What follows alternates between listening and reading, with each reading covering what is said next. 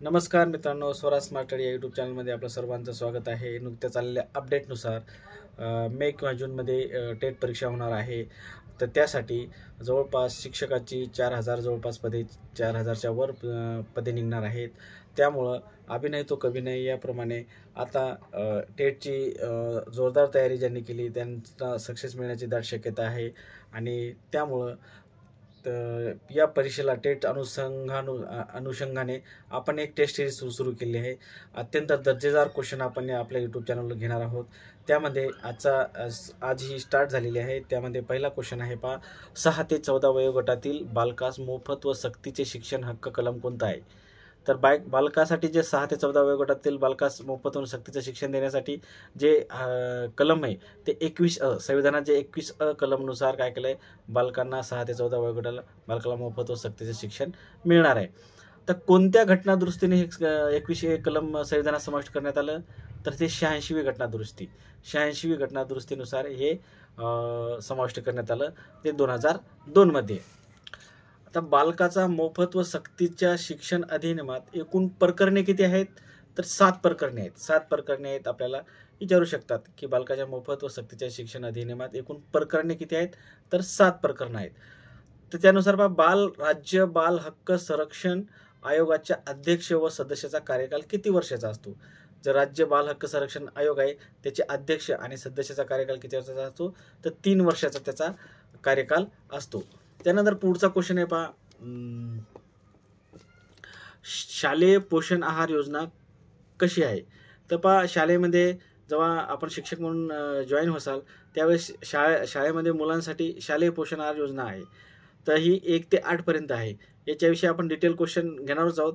पण शालेय पोषण आहार, आपला आता प्रश्न विचारल्याप्रमाणे शालेय पोषण आहार योजना कशी आहे? तर ही केंद्र पुरस्कृत योजना आहे. केंद्रानं सुरू केलेली योजना आहे, हे लक्षात ठेवा. शालेय पोषण आहार योजनेची सुरुवात कधी झाली?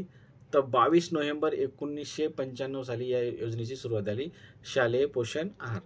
भारतात सर्वप्रथम नवोदय विद्यालयाची स्थापना कुठं झाली? तर महाराष्ट्र राज्यामध्ये.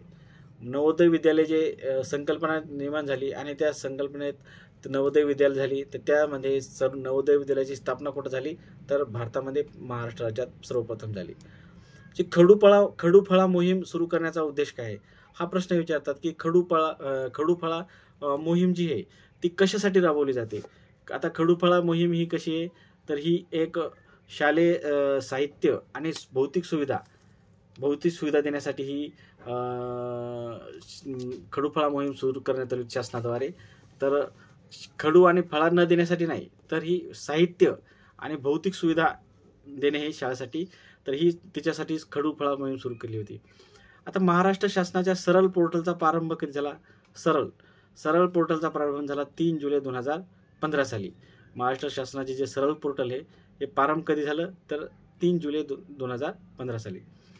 तर सरळ SARAL सरळचा लॉंग फॉर्म काय आहे?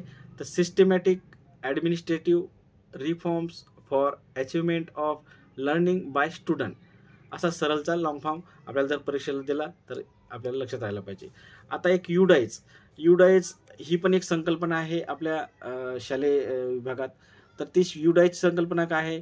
तर unified district information system for education. Unified district information system for education ही एक युडाईज प्रणाली आहे, ती आपल्या शिक्षण विभागात वापरली जाते.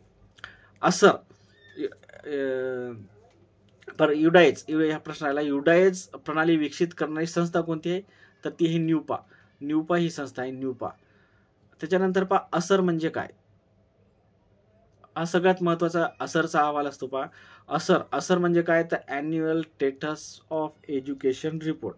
तर एज्युकेशन म्हणजे संदर्भात हा असरचा रिपोर्ट येतो की आपलं काय दर्जा आहे शिक्षणाचा. तर ते असर म्हणजे काय? तर annual status of education report. त्यानंतर असर अहवाल कोणती संस्था स्थापन करते, प्रकाशित करते? ती प्रथम. आणि असरचा अहवाल कोणती NGO आहे ती? आणि ती आहे प्रथम नावाची NGO. प्रकल्प अध्यापन पद्धतीचे श्रेय कोणत्या तत्त्वज्ञाला जाते? तर जॉन ड्यूई नावाच्या प्रकल्प अध्यापन पद्धतीचे श्रेय जाते, तर ते जॉन ड्यूई या तत्त्वज्ञाला जाते. आता शिक्षकाकडून विद्यार्थ्याकडे जाणारा शाब्दिक माहितीचा ओघ म्हणजे काय? तर ती आहे व्याख्यान पद्धती. शिक्षकाकडून विद्यार्थ्याकडे जाणारा शाब्दिक माहितीचा ओघ म्हणजे व्याख्यान पद्धती. या अशा प्रकारे आपण महत्त्वाचे क्वेश्चनची सिरीज घेणार आहोत. तर चॅनलला लाईक करा, शेअर करा, सबस्क्राईब करायला विसरू नका आणि कॉमेंटमध्ये लिहा की आपल्याला थेरॉटिकल पाहिजे का असेच क्वेश्चन घ्यायचे. धन्यवाद.